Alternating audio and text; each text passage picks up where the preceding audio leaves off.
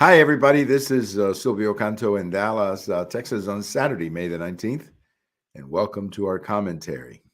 There is a very interesting story this weekend that I want to share with you, and that's about the Republican Party, because the Republican Party was founded 154 years ago, or 158 years ago in Wisconsin.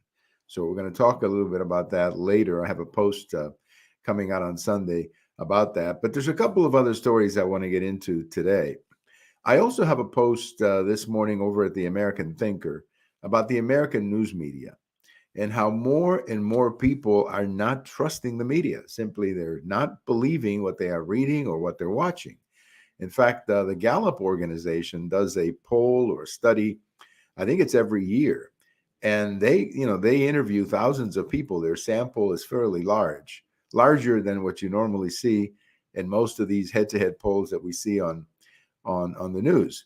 And in this particular one, they asked the American people, do you believe what you're watching? And only 36% believe what they're watching. In other words, a large majority of Americans feel that the media has a political agenda, that there's something that they're trying to promote, and they're using the news to promote it. And of course, this has a terrible consequence in our democracy because having an honest media, a media that will tell us the truth, a media that will investigate things, is something that is essential to a democracy. If you lose your media, in other words, if you lose the credibility of your newspapers, your democracy is in serious trouble because you're not going to have somebody to challenge whatever the current president or the current party is proposing. So a news media that is honest and straightforward is an essential quality of a democracy. And right now, most Americans don't think we have that.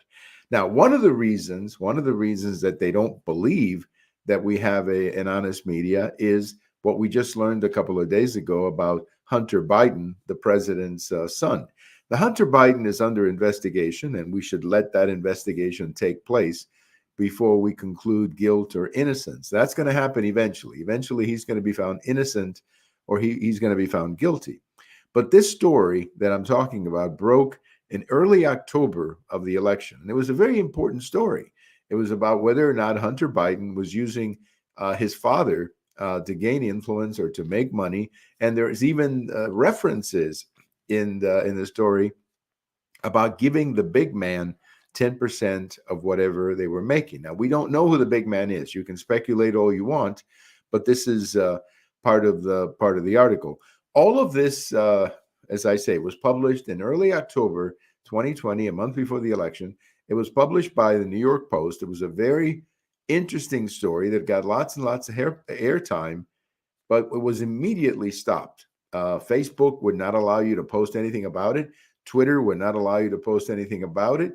Other newspapers simply didn't pick up on the story. Most of the media simply said, this is Russian disinformation, and we're not going to follow it. We're not going to follow it. So the American people were never given an opportunity to learn what exactly was in that laptop that was picked up by the FBI or whatever. Now, we're going to find out eventually. But what if we find out, for example, that there was very negative information in that laptop about President Biden, or that President Biden or his family benefited from some relationships with Ukraine? What if we find that out? I think that there's going to be even further drops in the trust in the media. So, I mean, I don't know how this is going to end, but I don't think it's going to end very well for the media because even if they find that Hunter Biden is completely innocent and they see no connection to the president, I think the American people deserved almost 2 years ago the opportunity to talk about this and have this discussed during the campaign. You may remember that this came up during one of the debates, and Joe Biden immediately classified all of this as Russian disinformation. This is a lie. Nothing is there. Well, then why did they shut down conversation about the article? I don't know. But I think the media is the big loser in this. And we will see what happens. But if you're wondering, and this is the point of my article at American Thinker today, my last paragraph, where I say, if you're wondering why many people have doubts about the 2020 election, if you're wondering why so many people have doubts, it is because of stories like this. where you can clearly see that the media was protecting Joe Biden, whether it was in this article they wouldn't publish, or whether it was, for example, allowing him to sit in the basement of his house and do a campaign from the basement of his house without having to answer questions, being protected by the staff, and so on. Now, we know why they were protecting him, because the staff was scared to death of putting him behind a microphone. We've seen some of that now that he's president. But the American people deserve better, and they didn't get it from the media in 2020. So keep an eye on this Hunter Biden story, because I think this is going to be huge over the next 6 to 9 months. Now, another story that's out there is the idea of a man swimming as a woman in a women's competition. This is the story. I think it's in the University of Penn, where a young man is swimming as a member of the women's team, and he's beating the girls, and he's resetting all the records and winning all the trophies. And of course, this is a travesty. This is a total travesty. This should not be allowed. Now, I am happy to report that many state legislatures, like Texas, have passed bills and have put into law here in Texas the idea that you have to play sports in whatever your biological gender is. So if you're born a girl, you're going to play with the girls. If you're born a guy, you're going to play with the guys. There's not going to be this switching back and forth of guys playing as girls, whether it's whatever. And here in Texas, that's not going to happen. Many other states are following with the same idea. But this ought to be a national understanding. Again, this is just an example of how crazy the country has gotten. Not many years ago, it would have been inconceivable, absolutely inconceivable, for a man to play a sport or to swim in the girls' team and get away with it. There would have been a total rejection of this. And yet today, this is defended as promoting LGBT or whatever.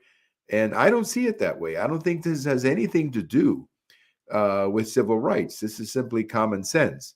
A young man at age 21 in a sport like swimming is going to be bigger, and he's going to swim faster than a young woman. That's just common sense. There's not much more than that. And if you don't see it that way, frankly, I don't know what you're thinking. I don't know what you're thinking. I mean, all you have to do is look at boys at age 21 and look at girls at age 21. I'm talking about playing sports.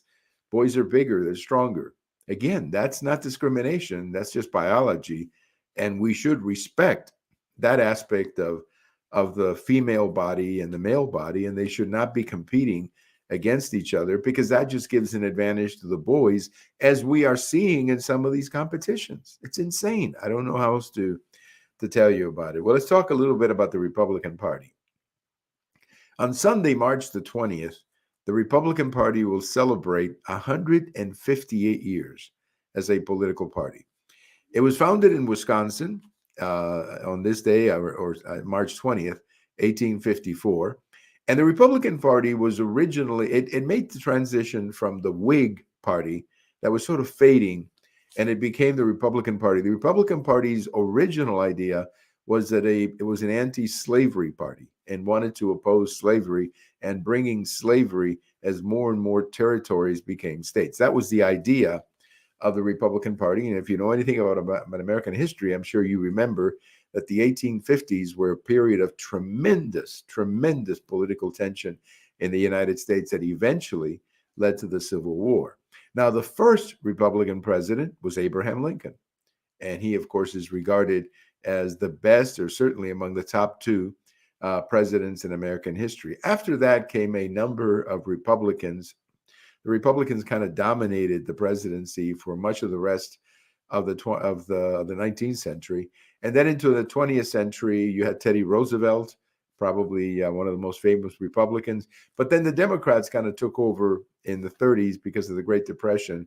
But then later in the 1950s, you had Eisenhower, and of course later came Nixon, Gerald Ford, Ronald Reagan, George Bush, the second George Bush, and more recently here, Donald Trump. Now, along the way, some great Republicans have served in the Senate, like John McCain, for example.